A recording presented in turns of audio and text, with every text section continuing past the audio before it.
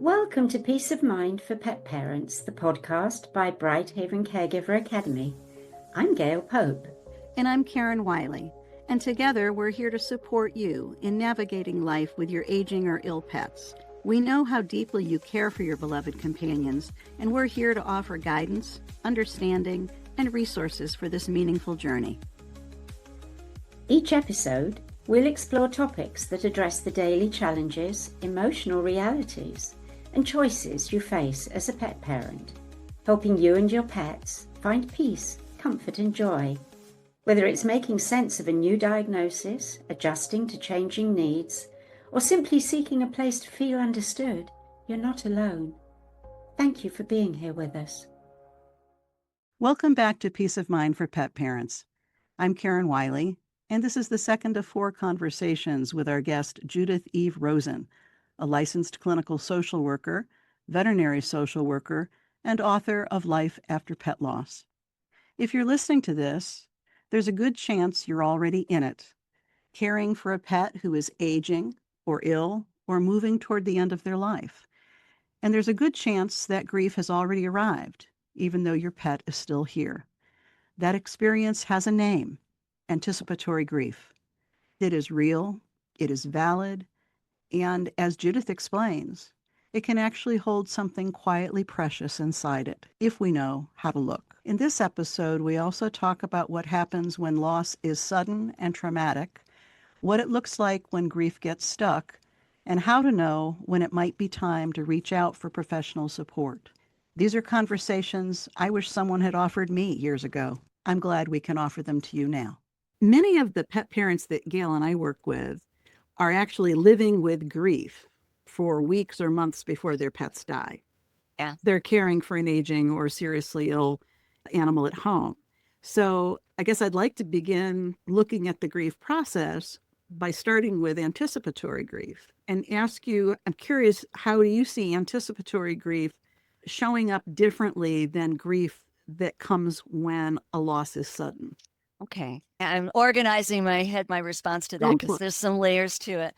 So the way I look at grief in general is grief is a natural human response to any kind of loss. When you are caring for an elderly senior pet or a pet with some kind of medical terminal condition, there's already several losses that are present at that moment, right? As you probably know, loss of mobility is a huge one, and loss of independence. Like, you have to do a lot of things for them that maybe you didn't have to do before in terms of feeding, toileting, things like that. There's loss of the activities that you did together. And then there is what I treat anxiety a lot of times, and this is a separate thing. This isn't so loss oriented, but one of the emotional difficulties during that time for people is, when's it going to happen? By the way, this happens with humans as well. It's like they don't know when that day is going to be. Is today going to be the day? I don't know. A lot of people are dreading having to make the decision around euthanasia. How am I going to know when it's right? How am I going to know when it's time? How do I know if I've let them live too long and they've suffered? Or how do I know that I didn't let them go too early? There's anxiety. There's already depression and loss. But on the flip side of that, what I have seen with some of the clients that I've worked with, especially the clients that feel comfortable with whatever their medical decisions were, and they feel like they've done as much as they could, is that they use that time to really begin to process the loss and talk about it, talk about what emotions that they're going through, which is so important in grief treatment, how sad they're feeling, maybe how angry they're feeling, what they're worried about, talking about what life will be like after the pet passes away. For some people, that gives them a chance to treat them with a certain kind of love and care that we don't always do if we don't know that they're not going to be with us next week. So often you'll hear this with any kind of loss, human or animal, that's, oh my God, I had wanted to take them to this very specific park, and I had wanted to give them this special meal or something like that, and I didn't have time to do it, or I was busy at work. I should have been home with them all week. Those are some of the regrets. So in some way, anticipatory grief and hospice, I guess you would say, gives you a chance to say goodbye, to bring them all their favorite foods, have them play with their toys, take the week off and just pet them, talk to them, and be with them. I think there's multiple aspects of it. With sudden loss, then you have the extra layer of trauma on top of that. This is a point I really wanted to make tonight. We maybe had talked about this, I think, preliminary to tonight's interview, that I am a licensed clinical social worker. I am a licensed mental health professional, meaning that I can diagnose and treat any kind of behavioral disorder that's in the DSM-5, right? That gives me something extra that I can do for clients that somebody who's a grief counselor doesn't have that training. And because grief is a natural human process that doesn't have to be or shouldn't be pathologized, that's why it's wonderful to go to a grief counselor or to a grief support group or to a spiritual counselor, a priest or a rabbi. But for us, I'm looking, when I do my initial evaluation, I want to understand the circumstances of the loss and if there was trauma. Because then over the next 30 days, that's acute trauma in the first 30 days. If it's continuing and there are other symptoms to go along with it, then that acute trauma can become PTSD, which is something that I am trained to treat. I have a specific type of therapy that I do called cognitive processing therapy, and have had a lot of success with it. Can you describe that for us a little bit? Oh, sure. Some of the types of traumas that people will have is they'll have a dog that was hit by a car, or a cat that was somewhere too high and fell, things like that. There was some kind of accident there. So a cognitive processing therapy comes out of cognitive behavior therapy, and it's all about how we think affects our emotions and behavior. Sometimes if we question our thinking a little or process our thinking, we can come up with more information that allows us to see things more clearly and can relieve some of the emotional distress that our thoughts can cause us. For example, with PTSD, people have flashbacks. They feel like it's happening all over again. They have terrible nightmares. They can get triggered by anything, and they start avoiding walking in a certain neighborhood where it happened, for example. Or if they hear a tire screeching or a fast car go by, it startles them. So it has that kind of response. And a lot of times that's coming from their beliefs about what happened, what their beliefs about themselves. It was my fault. I shouldn't have opened that door. Or other people. Why was that driver there at that time? This shattering of this belief that the world is a safe place as long as we're good people. Bad things happen to bad people. Good things happen to good. So what did I do wrong? What was the mistake I did that made this thing happen? Why did this happen to me? So when they stay focused on that, then the PTSD symptoms remain, and it can be difficult to go into actual grief and process the grief. CBT is a 12-step program. It's not a 12-step program. It's a 12-session program. I don't want to confuse it. I was about to say, wait a minute. It's got nothing to do with AA. Okay. Oh, Kathleen Chard, wherever you are, I'm sorry I said that. She's one of the developers of it, and I trained with her.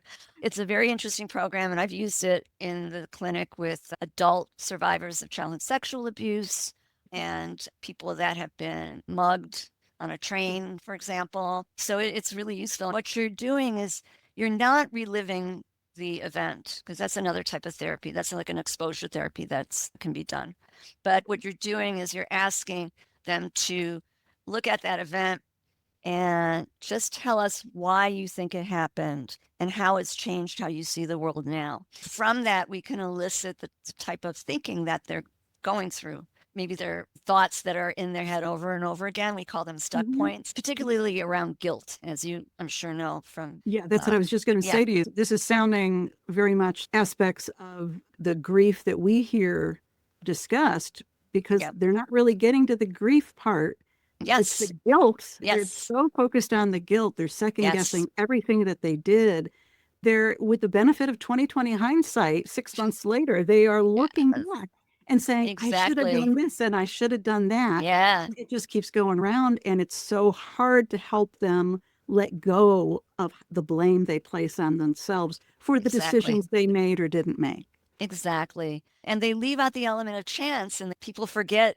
Doctors don't know. Medical professionals, they're guessing. Maybe they know if, okay, you take penicillin, it gets rid of your strep throat. But in general, they really don't know what the outcome of a surgery is going to be. There can be so many complications. Correct. So what the cognitive processing therapy does step by step through the first half of it, we teach them how to question those thoughts using some worksheets and some techniques, using something called Socratic questioning, asking yourself, okay, what's your evidence that this thought is true? What is your evidence that this thought is not true, might not be true? What information are you maybe leaving out of the story? When they walk through the steps of that, and you have to do it sometimes several times, they're usually able to see a bigger picture of it. And they'll remember more things that, I forgot that there were 2 other vets that came in and gave their opinions that night. I forgot that I had talked to somebody at the hospital before I called my own vet. It all comes back because the trauma is keeping them from really remembering that stuff. So I have had to use that with several cases. Then once we go through that work, then we're able to really grieve at that point. So how would a pet parent who has experienced the loss of a pet and they feel they're having a very difficult time, how would they know where they are in the process in terms of when they're going through more usual or typical processes of grief over a period of time and when they need to reach out for some additional help? This is a tough one right now because of how prolonged grief disorder has been prescribed in the DSM. DSM is our Bible, if you will. And because we can't do a blood test for depression, essentially, right? We have to look at criteria. Does this person meet the criteria for depression or for prolonged grief disorder? There's certain metrics for that. Prolonged grief disorder is that you still are exhibiting severe sadness and yearning, and you're unable to function in certain areas of your life 12 months after your person has died. They use the word person in there, which means no pets. And those of us who are pet loss therapists are like upset about that. Okay, I'm upset. I don't know how the other ones are, but I'm upset by that. I've seen that kind of situation with people. So I did the prolonged grief training anyway. And what I think is, again, it's not official yet, but from my observation of people that are still having a difficult time, not able to go certain places that they used to go, not able to do activities that they used to do, withdrawing, really isolating themselves from the world. It looks a lot like depression, for example. Very often it can happen because during those 12 months, they have not processed their grief. In the case studies that we did in the training, it was very much like that. I think if somebody has gone a year and they are really not able to function, they really want to stay home in bed under the covers all day. They used to love going running and they don't even go outside to walk. Like their life has been severely affected by this loss. I think it's worth seeing a professional and being evaluated. I know I don't want it to sound like I'm saying you should be over it after a year, because I am so not saying that at all. I'm the last person that's going to say it. But I think if you're at a stage where there's a difficulty with functioning and it's been more than a year, I think it's worth just seeing if you can be helped by a therapist. Why not? It's not betraying the memory of your beloved animal companion. Would you even think if you bonded with your pet and you have this wonderful, loving, mutual relationship, right? There's symbiotic in a lot of ways. Oh, yeah. Do you think, I am going anthropomorphic here, but would you think they would want you to be suffering? So many of us, when we are sad, our pets notice that, right? A dog will come up and lick your face. A cat will look over at you and go, get it together, late. No, I was kidding. I'm kidding. Maybe a cat will come over and maybe cuddle next to you or put their paw on you. So they seem to sense when we're not feeling well. And why would they want us to be suffering? If you look at things that way, and some people do spiritually look at things that way. And our suffering doesn't honor our pets when there's some other ways that we can honor them that do not involve suffering.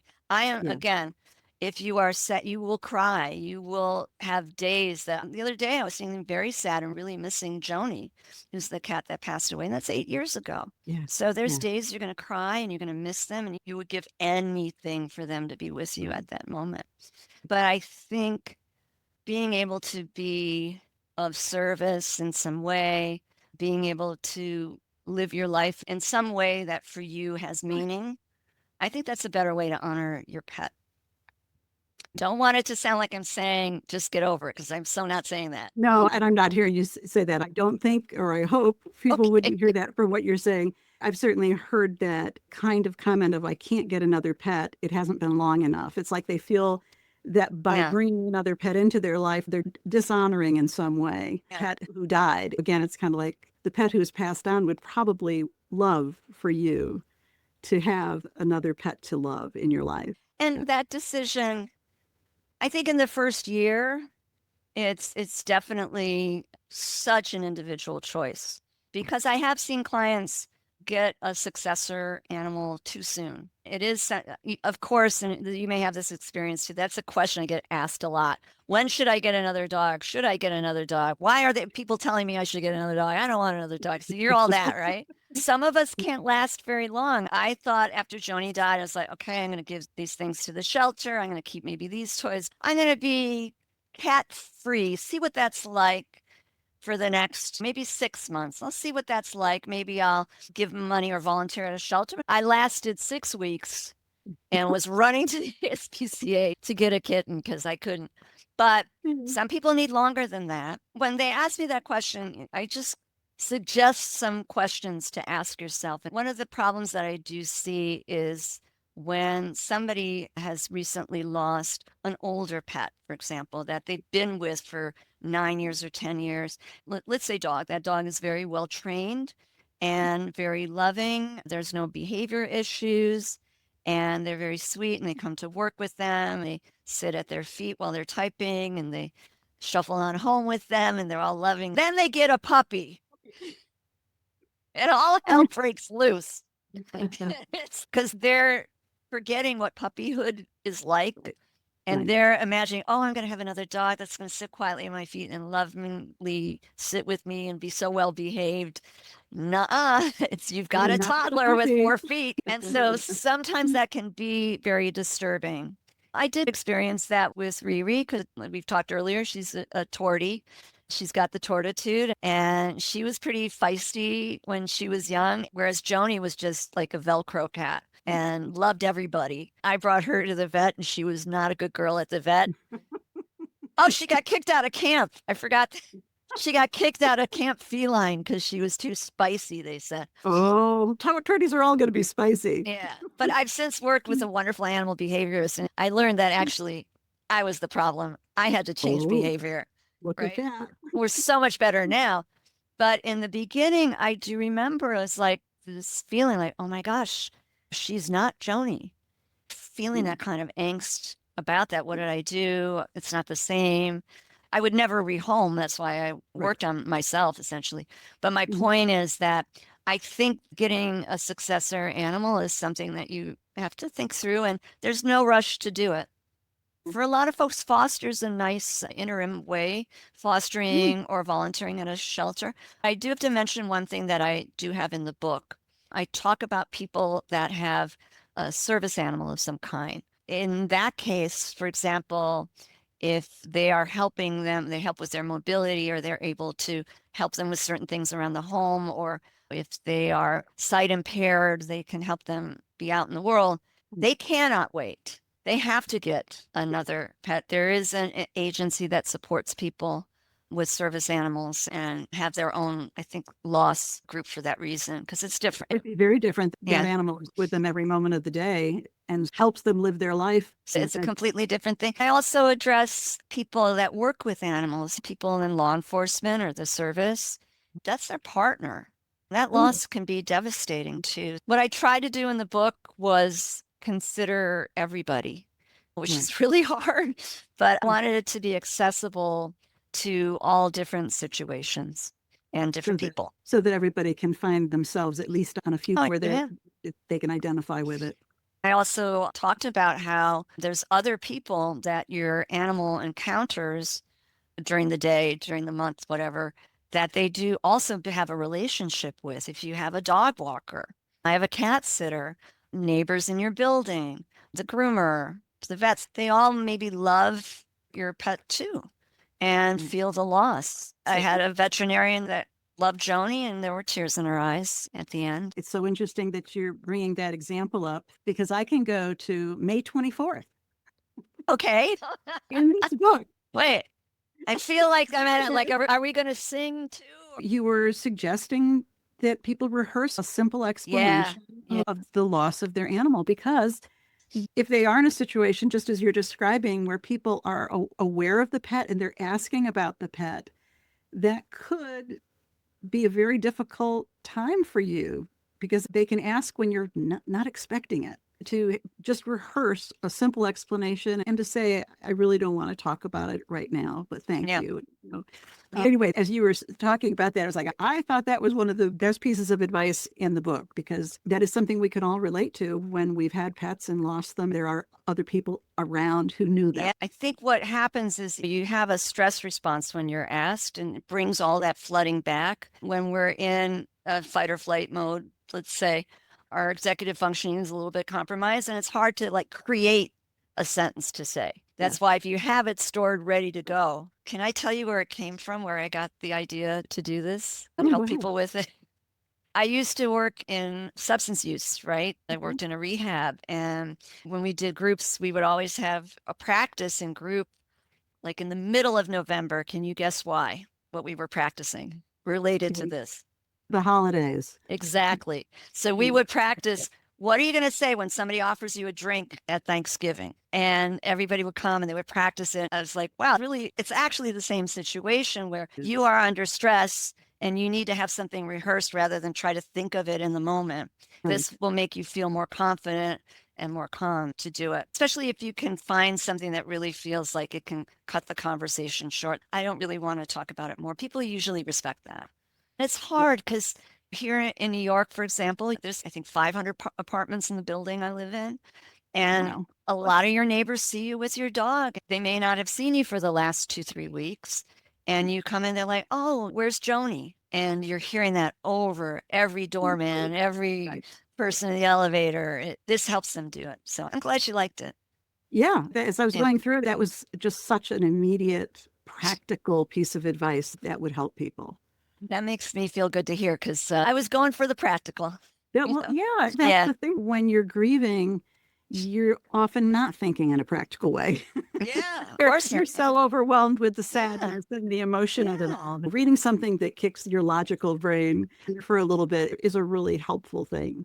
One thing I wanted to say, just in finishing up what we were talking about with the traumatic losses or traumatic aspects to a loss, is that I think it was just a couple months ago was the first time I was aware of the prolonged grief as something that now had a name. It's estimated that 8 to 10% of people who lose a loved one would fall into this prolonged grief. So I just wanted to mention that because it's not just like 1%. It's not just this occasional one person out of 100. 8 or 10%, that's a lot of people out there. Absolutely. Struggling to integrate what happened. The training and research that's being done is being done at Columbia University. They do tremendous work. They're the developers of prolonged grief disorder treatment. And they have live trainings, and they didn't pay me. I feel like I'm doing a commercial. You're right there in the city. It's another certification for you. I took the course. I got to stop. But it does relate to what I do. They have training online or in person, and it's good for people to understand it. But I also blame our society, although there are some cultures within our society. We are multicultural, and there's some that do address it and do talk about death. But I think we don't talk about death and mourning enough, that it becomes something that is not natural. When it is natural, it becomes something that is taboo to speak about. And I think people get this message that I have to put it out of my mind. I have to not think about it. I'm just going to pretend it didn't happen. I'm going to avoid it. Or I'm not going to go down that block where I used to walk her because I'll start crying and I won't be able to stop. It's a fear of falling apart, and it's a fear of feeling emotions. But if you don't do, that's when a lot of the symptoms of prolonged grief disorder can linger. That's a tough enough road to walk for when we're grieving another human. There's at least often some level of support. It may be for 2 or 3 days after someone dies. Yeah. But there's so much less when it comes to pet loss. That's disenfranchised grief, right? That what makes it so hard for us to go through it. Absolutely. And grief is not a problem to be solved, but it can become a weight that's too heavy to carry alone, and there is no honor in suffering longer than you have to. If anything Judith shared today resonated with you, I want you to know what you're feeling is real, it is valid, and there is support available. Judith's contact information and her book are linked in the show notes. In our next episode, we turn to something almost every pet parent I've ever worked with has struggled with, the guilt that follows the decisions we make at the end of our pets' lives. Judith draws a distinction in that conversation that I genuinely believe has the power to set people free. I don't want you to miss it. Thank you for joining us on Peace of Mind for Pet Parents. We hope today's episode has offered you support and insight as you care for your aging or ill pets. Remember, it's not just about the end, it's about living well at every stage of life.